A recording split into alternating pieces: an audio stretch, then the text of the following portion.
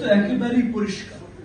সরকারের সমর্থন পুষ্ট একটি মাত্র রাজনৈতিক সংগঠন আছে, যেই রাজনৈতিক সংগঠনের কোনো নিবন্ধন না থাকা সত্ত্বেও, অন্য কোন ধরনের লিগ্যাল বা কিছু স্ট্যাটাস না থাকা সত্ত্বেও সরকার যখনই আলোচনায় বসে ওই এক সংগঠনের নেতৃবৃন্দের সাথেই বসে, এবং শুধু এক সংগঠনের নেতৃবৃন্দ না, সরকারের হয়ে ওই একটি সংগঠনের নেতৃবৃন্দ কথা বলে। সরকারের হয়ে সরকারের বাইরে কারো কথা বলার কোন ধরনের অবস্থান থাকবার কথা না, কিন্তু আমরা বারবার দেখি যে সরকারের হয়ে যখন ওই সংগঠনের নেতৃবৃন্দ কথা বলে তখন সরকারও পরিষ্কারভাবে মেনে নেয় যে ওইটাই সরকারের স্ট্যান্স। তাহলে ওই সংগঠন যদি আগামী নির্বাচনে অংশগ্রহণ করতে চায় তাহলে অবভিয়াসলি সরকারের বিরুদ্ধে এক জায়গায় দাঁড়ানোর একটা পজিশন তৈরি হয়। আমরা দেখতে চাই যত শীঘ্রই নির্বাচন দেওয়া সম্ভব নির্বাচন দেওয়া হোক, এবং নির্বাচনের পরিষ্কার একটি রোড ম্যাপ ইমিডিয়েটলি জনগণের সম্মুখে নিয়ে আসা। তো তারা যদি অন্তর্বর্তীকালীন সরকার যদি আগামী সপ্তাহে একটা রোড ম্যাপ দিতে পারে, ওই রোড ম্যাপে যদি তারা আমাদেরকে পরিষ্কার দেখায় যে ডিসেম্বরে তারা নির্বাচন দিতে পারবে সুন্দরভাবে, তার আগে পারবে না, আমরা ডিসেম্বরে মেনে নেব। যদি তারা দেখে আরেকটু পরে তারা দিতে পারবে, তার আগে পারবে না, হয়তো তখন আমরা মেনে নেব, কিন্তু রোড ম্যাপটা তো আগে দিতে হবে ভাই।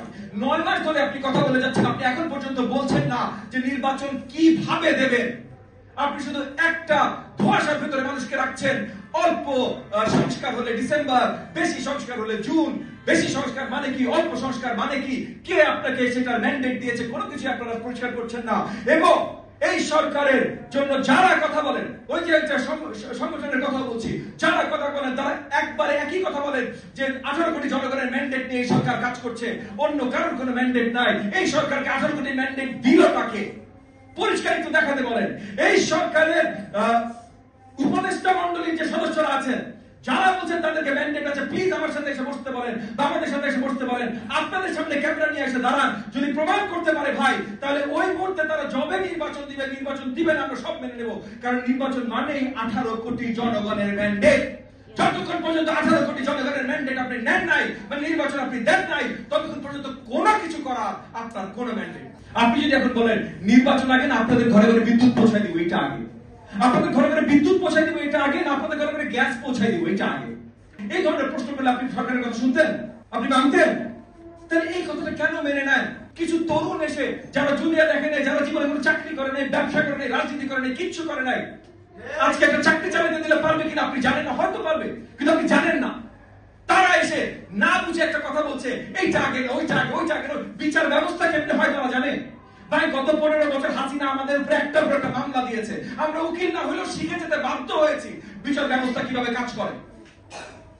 কারো বিচার করতে চান, সঠিকভাবে বিচার করতে চান, বছরের পর বছর চলে যাবে।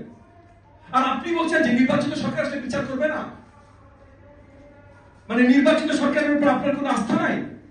আর যেই মুহূর্তে আপনি বলবেন নির্বাচিত সরকারের উপর কোনো আস্থা নাই, সেই মুহূর্তে আপনি বলছেন যে বাংলাদেশের 18 কোটি জনগণ কাকে ভোট দিবে, তারা কি চায়, এটার উপর আপনার কোনো আস্থা নাই। আর যেই মুহূর্তে আপনি বলবেন বাংলাদেশের 18 কোটি জনগণের উপর আস্থা নাই, সেই মুহূর্তে আপনার কোথাও বসা, দাঁড়ানো, কথা বলার কোনো অধিকার নাই। এইভাবে যারা কথা বলছে, আমি পরিষ্কার ভাবে বলে দিতে চাই যে বাংলাদেশের জনগণের হয়ে একটি কথা বলার অধিকার তাদের নাই। এই অধিকার যদি অর্জন করতে চান, ভোট দেন, ভোট দিয়ে আসেন, তখন আপনি বলবেন আমরা চুপ করে শুনবো।